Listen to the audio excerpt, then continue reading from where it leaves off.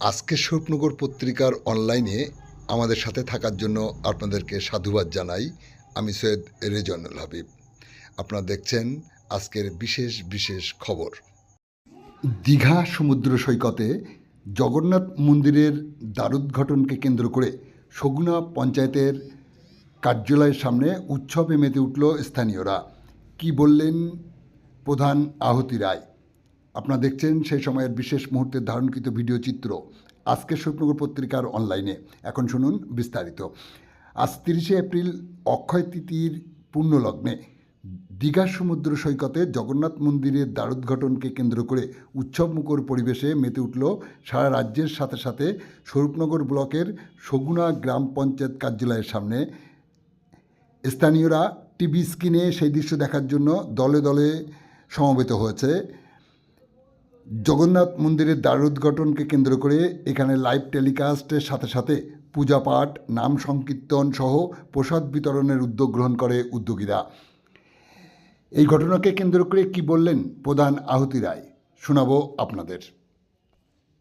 দীঘাতে জগন্নাথ দেবের মন্দির শুভ দ্বারোদ্ঘাটন হয়ে গেল। আপনারা সগুনা গ্রাম পঞ্চায়েতের সামনে এই উৎসবে মেতে উঠেছেন, কি বলবেন আপনি?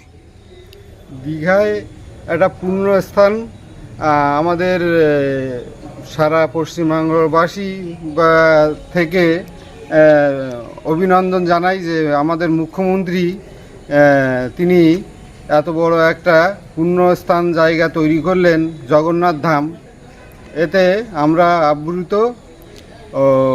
এই অনুষ্ঠানকে আমরা স্বাগত জানাই। সগুনা গ্রাম পঞ্চায়েতের সামনে আমরা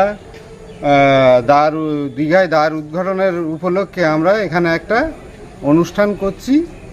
লাইভ টেলিকাস্ট হচ্ছে। সগুনা গ্রাম পঞ্চায়েতের জাতি বর্ণ নির্বিশেষে আমরা সামিল হয়ে এখানে একত্রে আজকে অনুষ্ঠানকে উপভোগ করছি। এই আর সকল গ্রামবাসী, সকল এলাকার মানুষকে আমি অভিনন্দন জানাই। ভালো থাকুন, সুস্থ থাকুন, এই বলে।